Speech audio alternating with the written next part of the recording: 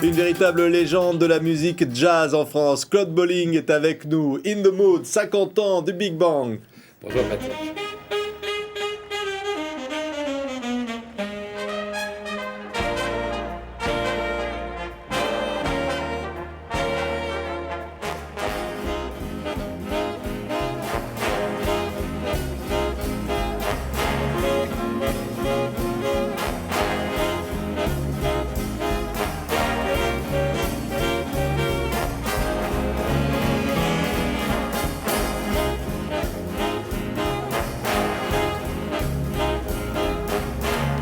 On vous sent heureux là, hein, Claude Bolling, quand vous êtes devant 300 000 personnes ce jour-là quand même. C'est un bon souvenir. Vous savez, quand on nous a invités à jouer à l'occasion de la fête de la Libération, place de la Concorde, quand on est sorti de scène, j'ai dit aux organisateurs, il y avait du monde. Ah oui, il y avait 3000 personnes. Bon, vous voulez rire, quoi? Plus? Mais oui!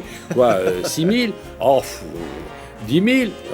Il y avait 350 000 personnes. Ça, c'était la plus grande assistance que j'ai jamais eue. C'était le 25 août 94 et ça sort maintenant en DVD. Donc on verra pendant cette émission quelques-uns des grands moments de ce jour-là pour célébrer le musicien que vous êtes et les 50 ans du Big Bang, 1956. Je m'en étais pas rendu compte il y a quelques mois et quelqu'un m'a dit, tu sais, ça fait 50 ans que tu as monté l'orchestre. Comment? C'est pas possible. Mais si, tu sais bien, avec Franck Thénault, pour le Club français du disque, le premier disque que tu as fait. Le voilà, regardez Claude Bolling, hein, voilà. Vous l'avez amené, hein, c'est un document. Hein. On avait une admiration commune pour la musique de Duke Ellington. Alors il m'a dit, tu vas reprendre des thèmes de Duke Ellington et puis tu vas réunir tes musiciens préférés et puis tu vas monter un big band et puis on va enregistrer ça. Alors on l'a fait. Et comme je faisais beaucoup de musique de variété à l'époque, j'ai réuni tous les musiciens qui faisaient avec moi de la variété, qui étaient tous des jazzmen d'éducation et de formation. Et puis on a monté ça et on a fait ce premier disque qui a eu un très grand succès. Et tout est parti de là. Regardez, Claude Bolling, Collector. Ça sort donc maintenant, c'est disponible. Hein. Il y a beaucoup de documents là. C'est avec les musiques de Brassens, de Boris Vian, de Béchette, évidemment. On pourrait parler de cette carrière, Claude Bolling. Ça a commencé comment? C'est-à-dire, la première fois que vous avez entendu du jazz, tout gamin, vous étiez à Nice. C'était sur un phonographe à Manivelle avec les disques 78 tours de l'époque de nos parents, quoi.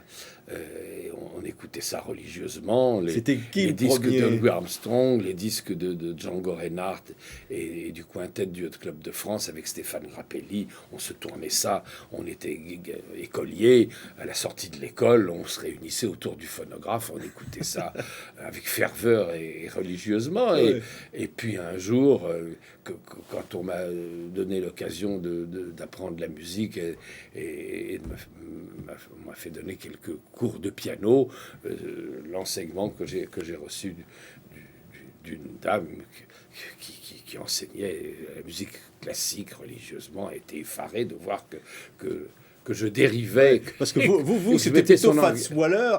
Alors on m'a fait découvrir, moi je connaissais le jazz par ce que j'entendais des pianistes de bar, les bars qui jalonnaient le parcours de mon itinéraire de retour de l'école à la maison. Je faisais des détours pour passer devant les bars, j'entendais les pianistes.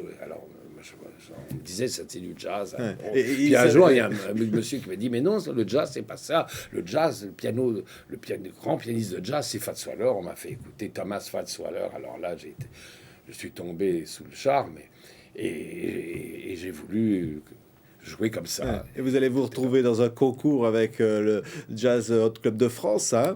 Chaque année, le Hot Club de France organisait des concours salle Pleyel.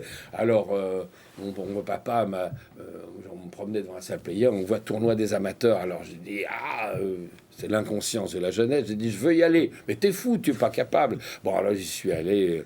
Alors, eu égard à mes culottes courtes et à mon jeune âge, on m'a donné un accessite. Et alors, j'ai travaillé. Et l'année suivante, au même tournoi, j'ai gagné le prix des pianistes devant les adultes. Et tout est parti de là. Quand on revoit encore des images de ce concert de 1994 avec 300 000 spectateurs, on ne se doute pas. Vous avez commencé votre premier disque en 78 tours. tours. Vous graviez directement dans la cire. J'avais 18 ans, sans jeu de mots. C'était à l'époque des 78 tours des cires cassables qui tournaient sur les phonographes à manivelle. C'était le début de l'électrophone, c'est-à-dire du tourne-disque électrique. Ah, ça rajeunit pas, mais c'est comme ça.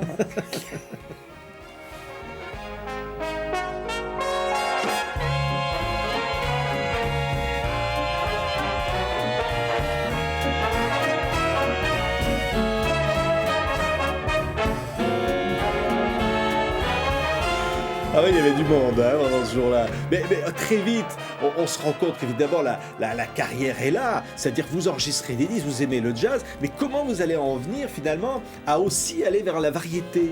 Parce que c'est un concours de circonstances. Un jour, j'ai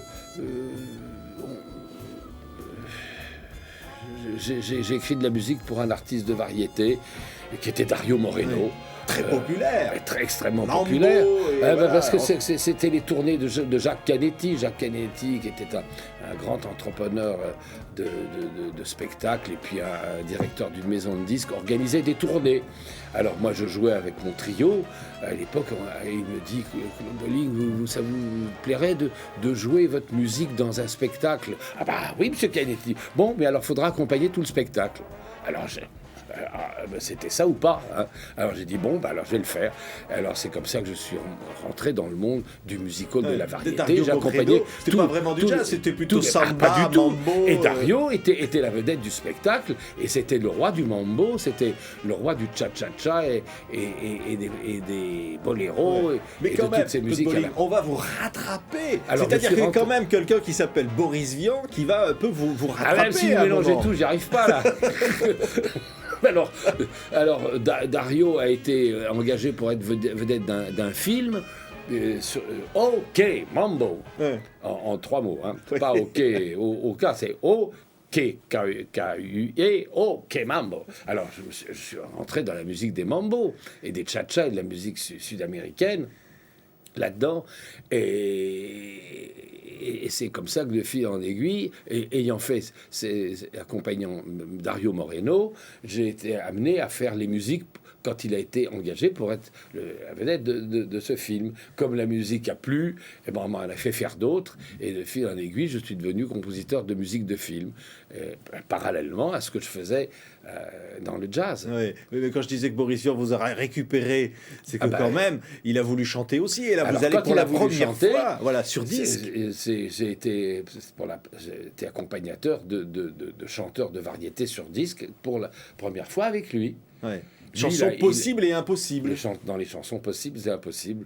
On n'est pas là pour se faire engueuler. Je suis snob, le petit commerce. Enfin, c'était. Et là ça va être Saint-Germain-des-Prés. Et là, vous allez foncer. Oui. Envoyez là à l'instant Sacha Distel. Évidemment, vous allez accompagner Juliette Gréco. Vous allez accompagner toute cette génération-là. Ben oui, bien sûr. Ouais. Sacha, Juliette, Jacqueline François. Qui faisait de la très belle variété, puis qui, de temps en temps, des choses un petit peu On en voit une autre ici, c'est Brigitte Bardot. Ah ben ça, Brigitte, forcément. Alors, quand elle a voulu chanter, elle m'a appelé parce qu'on s'était connus par ma famille reine, qui était journaliste, qui avait un jour fait un reportage sur Brigitte. J'étais là, bon, qu'est-ce qu'il fait ton mari? Il fait de la musique. Ah, tiens, venez. Un jour, quand elle a voulu chanter, lui, Claude, il va me faire les musiques, voilà. Et puis, on a fait les chansons de Bardot. Elle a chanté tout de suite bien, c'était... il a fallu... on a travaillé dur, quoi. Ouais. Parce qu'elle chantonnait gentiment, mais je lui avais... tout son entourage lui disait « Bri, tu n'as qu'à chanter, ça se vendra. » Je dis « Non, tu ne seras accepté que dans la mesure où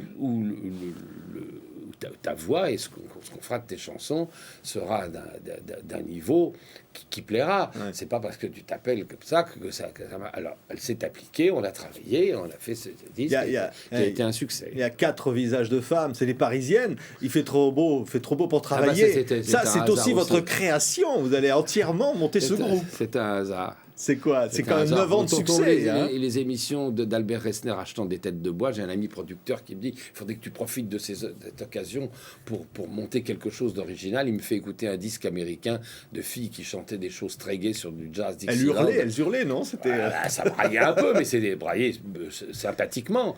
C'était chouette. Et alors, on a fait des chansons dans ce genre-là.